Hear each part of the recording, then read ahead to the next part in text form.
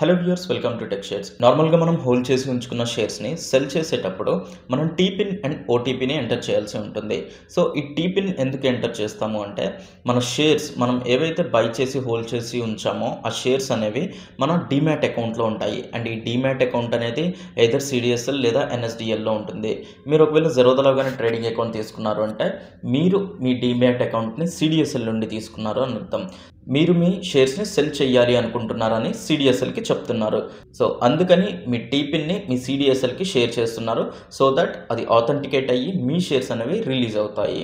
So once మీరు TPIN enter చేశారు అంటే మీ బ్రోకింగ్ కంపెనీ ఏదైతే ఉందో ఆ బ్రోకింగ్ కంపెనీ మీ డీమ్యాట్ అకౌంట్ నుండి మీ షేర్స్ తీసుకొని ఎక్స్చేంజ్కి పంపిస్తుంది. సో ఇది టీపిన్ రిక్వైర్మెంట్. అయితే ఈ టీపిన్ వల్ల కొన్ని డ్రాబ్యాక్స్ ఉన్నాయి. ఏంటి అంటే, మీరు మీ షేర్స్ని సెల్ చేయడానికి జీటీటీ ఆర్డర్ పెట్టారు అనుకుందాం. అంటే ఐదర్ అది టార్గెట్ కానీ లేదా స్టాప్ లాస్ కానీ జీటీటీ ఆర్డర్ పెట్టారు అంటే జీటీటీ ఆర్డర్ ట్రిగ్గర్ అయిన తర్వాత మీరు మళ్ళీ టీపిన్ని ఎంటర్ చేయాల్సి ఉంటుంది. నార్మల్గా మనం జీటీటీ ఆర్డర్ పెట్టేదే మనం కంటిన్యూస్గా మార్కెట్ని చెక్ చేయాల్సిన అవసరం లేదు. ఎప్పుడైతే మనం స్టాప్ లాస్ హిట్ అవుతుందో ఫర్ నెక్స్ట్ 1 ఇయర్లో ఆ టైంలో ఇమీడియట్గా ఆర్డర్ ఎగ్జిట్ అయిపోవడానికి ఈ జీటీటీ ఆర్డర్ అనేది యూజ్ అవుతుంది. బట్ ఈ టీపిన్ వల్ల ఏమవుతుందంటే ఎవ్రీడే ఒక టీపిన్ అనేది జనరేట్ అవుతుంది.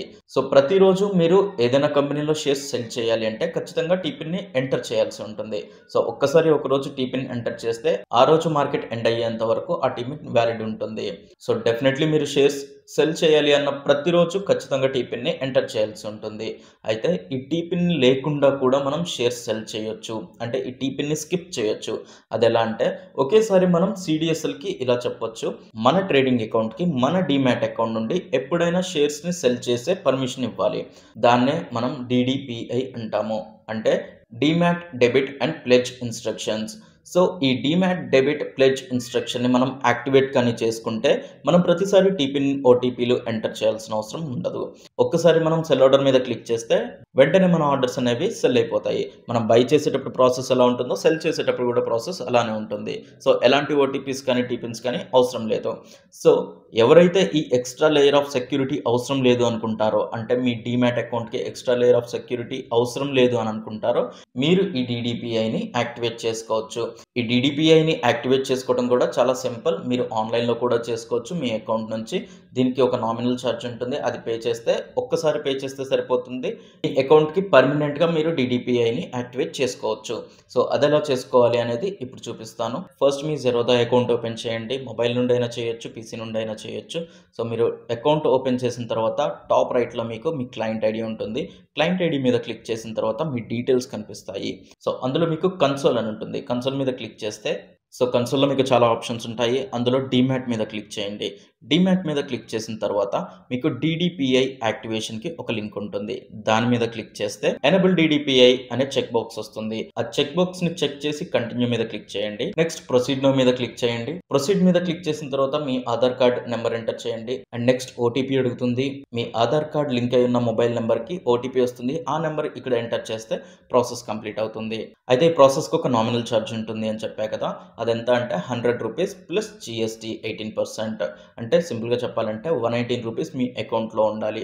సో ఈ 118 రూపీస్ అనేది మీ జెరోదా అకౌంట్లో ఉండాలి.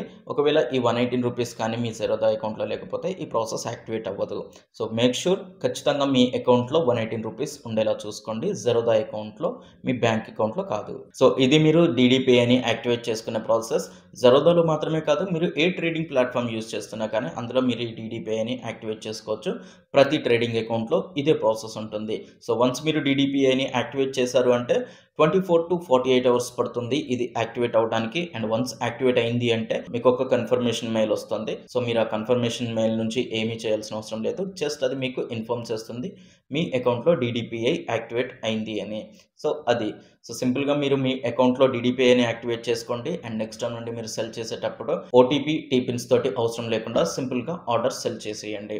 సో ఇది డిడిపిఐ గురించి, డిడిపిఐ యాక్టివేషన్ గురించి, దానికి సంబంధించిన డీటెయిల్స్ గురించి. ఈ వీడియో కానీ మీకు హెల్ప్ అయితే లైక్ చేయండి, మీ ఫ్రెండ్స్ తోటి షేర్ చేయండి. అండ్ ఈ ఛానల్ని ఇంతవరకు సబ్స్క్రైబ్ కానీ చేసుకున్నట్లయితే ప్లీజ్ సబ్స్క్రైబ్ చేసుకోండి. అండ్ సబ్స్క్రైబ్ చేసుకొని పక్కనే ఉన్న బెల్ ఐకాన్ని క్లిక్ చేయండి. Thanks for watching.